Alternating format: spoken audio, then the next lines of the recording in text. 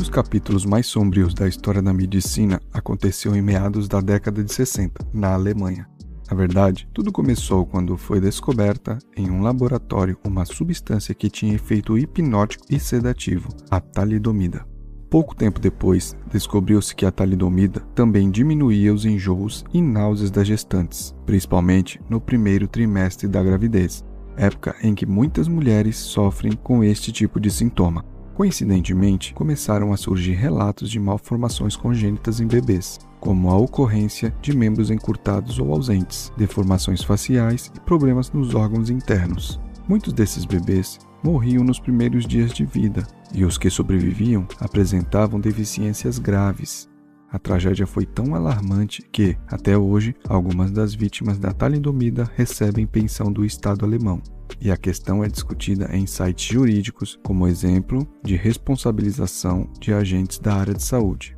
Na época, não existia internet. Os médicos não se comunicavam com seus pares em segundos. Então, demoraram anos até entenderem o que estava causando as malformações. Quando foi descoberto que a talidomida era responsável pelo problema, o medicamento foi retirado do mercado. Ao mesmo tempo, surgiu um movimento em prol de maior regulamentação na liberação de medicamentos e tratamentos médicos, especialmente em grávidas. Para o leigo, este é apenas um capítulo sobre como o Estado poderia ter salvado essas crianças caso tivesse maior controle e regulamentação. Para nós, isso mostra como a medicina e a liberdade têm tudo a ver, pois o consenso médico e o controle estatal não são garantia de nada.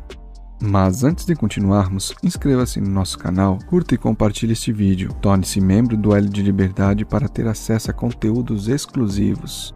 Os avanços da medicina são impressionantes, desde o surgimento da ciência moderna e a aplicação do método científico até a medicina de precisão e nanotecnologia. Recentemente, por exemplo, foi divulgado um aparelho de ressonância magnética que escaneia imagens com uma precisão 10 vezes maior que a dos aparelhos usuais, emitindo um campo magnético de 11,7 teslas. Tudo isso apenas 129 anos após a descoberta do raio-x, que permitiu pela primeira vez a visualização, ainda que parcial, de partes internas do corpo humano. Ainda assim, na área médica, vivemos em um campo em grande parte desconhecido. Além do surgimento de novas doenças, precisamos lidar com mutações de patógenos já conhecidos e que trazem grandes problemas como o grande evento de 2020. Também falta clareza sobre o funcionamento completo do corpo humano e seus órgãos. Os rins, por exemplo, podem parar de funcionar por uma série de fatores, desde diabetes descontrolada, hipertensão e até traumas severos. Em alguns casos, os rins voltam a funcionar depois de um tempo, uma vez que o fator causador é eliminado. Em outros, não. Outro exemplo de ponto cego na área médica são a pré-eclâmpsia, a eclâmpsia e a síndrome de HELP, que são complicações que acometem as grávidas a partir da 20ª semana de gestação e são responsáveis por 10% das mortes de gestantes no mundo. Até hoje, são conhecidos apenas os fatores de risco dessas doenças, o que dificulta o tratamento e prevenção. Existem, claro, protocolos que tentam adiar e alguns exames para tentar prever, mas nada muito preciso. Sem a causa exata, a medicina está tateando no escuro, tentando acertar ao máximo o melhor tratamento para um mal desconhecido, mas frequente. Mesmo assim, desde 2020, temos ouvido sobre como devemos seguir a ciência, como se a ciência fosse uma pessoa iluminada a nos guiar na escuridão, quase um Deus a ser adorado e que não pode nunca ser questionado. Recentemente, vimos no relatório do Comitê Judiciário da Câmara Americana que as redes sociais censuram opiniões, inclusive de especialistas, desde o grande evento. Certas palavras são proibidas. Nós mesmos, do L de Liberdade, precisamos adaptá-las para evitar a censura. Quem faz isso não entende uma das frases mais famosas de Copérnico: a ciência é filha da verdade e não da autoridade.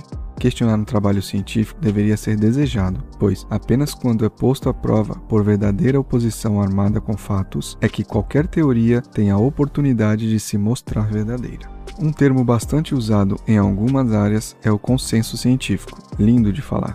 parece algo sólido em que devemos nos apoiar, mas consenso significa nada mais, nada menos que a opinião da maioria dos cientistas, o que nem sempre condiz com a realidade. Durante séculos, acreditava-se que o Sol e os planetas giravam em torno da Terra. Então, Copérnico apresentou uma teoria diferente e sofreu perseguição, inclusive da Igreja Católica.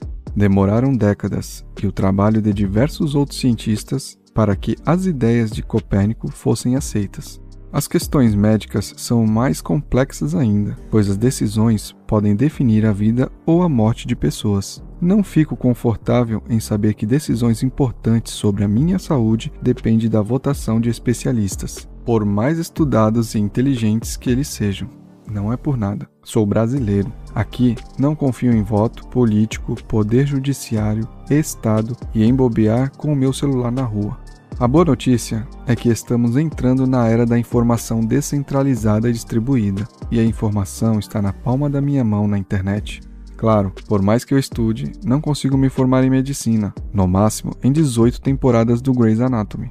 Mas existe um exemplo de como encontrar uma ilha de conhecimento e liberdade por aí. Existe um grupo no Facebook chamado Vencendo a Pré-Eclâmpsia, formado por mulheres corajosas que, mesmo em meio à dor das perdas que sofreram, aprenderam a ler estudos científicos, a buscar conhecimento, chegando ao ponto de conseguir ler ultrassom com uma certa eficiência.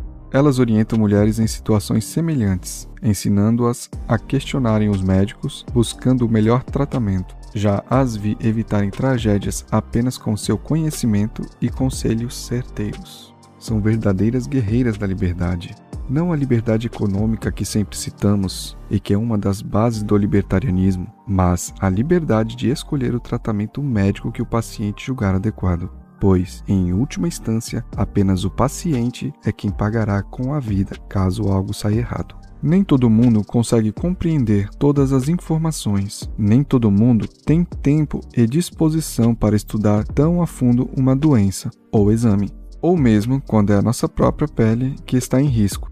Em caso de uma doença grave, podemos não ter capacidade de questionar todos os aspectos da doença e tratamento, mas aí é que entra o trabalho do médico, o de orientar de forma clara e objetiva, informando os tratamentos possíveis, inclusive os não convencionais, para, enfim, definirem juntos, médico e paciente, o que será aplicado no caso específico. Podemos citar também as cirurgias de redesignação sexual. Me pergunto se as pessoas que fizeram foram, de fato, orientadas sobre as consequências de tais procedimentos e suas limitações. Pois, em nível celular, sempre teremos o nosso sexo de nascença. E pipocam na internet relatos assustadores de pessoas que passaram pela cirurgia e lidam com problemas terríveis. É sério, não pesquisem o assunto na internet se vocês se impressionam facilmente. Vocês vão encontrar descrições detalhadas de horrores aos quais pessoas precisam se submeter diariamente, simplesmente para tentar manter uma ligeira semelhança com o sexo com que se identificam. Na Inglaterra, esse tipo de tratamento tem sido revisado, especialmente quando realizado em crianças. Crianças, a princípio, nem teriam a capacidade plena de consentir, quanto mais de demonstrar que foram informadas de todos os desdobramentos em longo prazo, o que, aliás, nem os médicos sabem.